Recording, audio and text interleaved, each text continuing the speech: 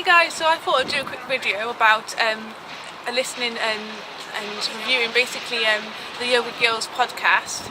And yeah, I just found it basically really interesting because YogaGirl is a lady I used to follow on Instagram, and she's really into yoga, and she also talks about all these different emotions she experiences, and she sort of admits that she's like an emotional person. She's always emotionally driven.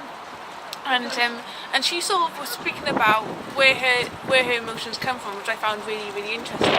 And she spoke about having to be more responsible when she was younger, and due to like family circumstances. And she also reflects how that's impacted on her now, which I think is absolutely great.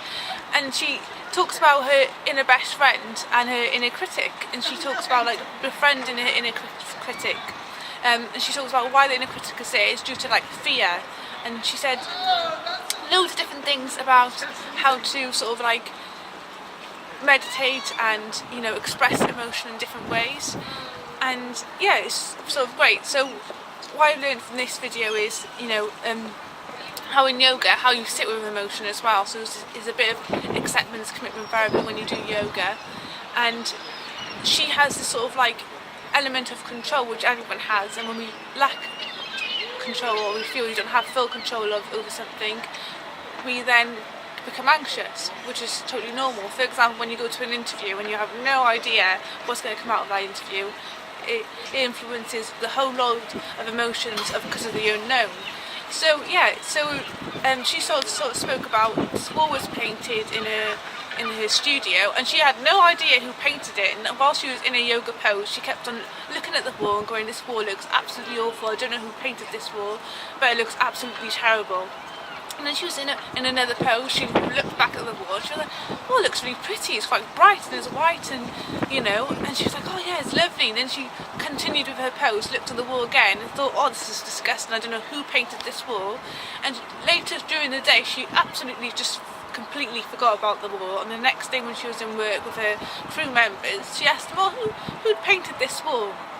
And they said, your husband, Dennis. And she was absolutely shocked, and she burst with laughter because there's such an element of control. She had no idea who painted the wall, and she was going to murder him obviously, because this wall shouldn't have not been painted without her consent, or without her telling the go-ahead basically. And when she found out it was her husband, she started laughing, and I wanted to describe the situation to you because I felt the importance of reflecting on why we do things and why we think things is just so important, especially if you work in healthcare or in a high pressured environment.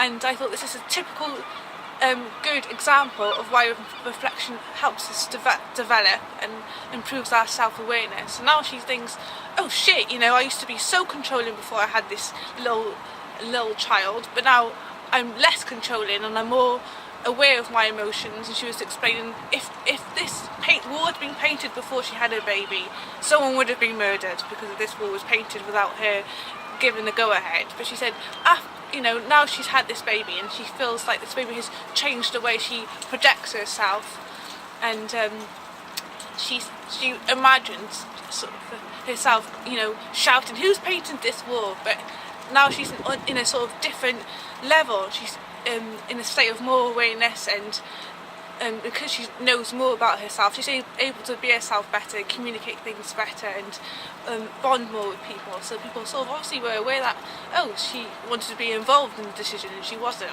And whereas before they would have been quite scared because they would have seen how angry she was because she wasn't involved in the decision. But nowadays they just know that Rachel's aware that she likes to be more involved in decisions and she likes to be a part of things, and we know that, and she knows that about herself, and that's how we found out. And then everyone's involved in different decision making. Obviously now she loves the wall and she's not confronted anyone about it. She just had a little laugh on her podcast about it. And also I just thought Rachel's podcast, YogaGirl, it would be a great podcast to listen to, especially if you're in a challenging relationship, because she also has discussions with her husband on there, which is quite interesting to listen to. And yeah, so basically I just thought I'd do a reflection on someone else's podcast.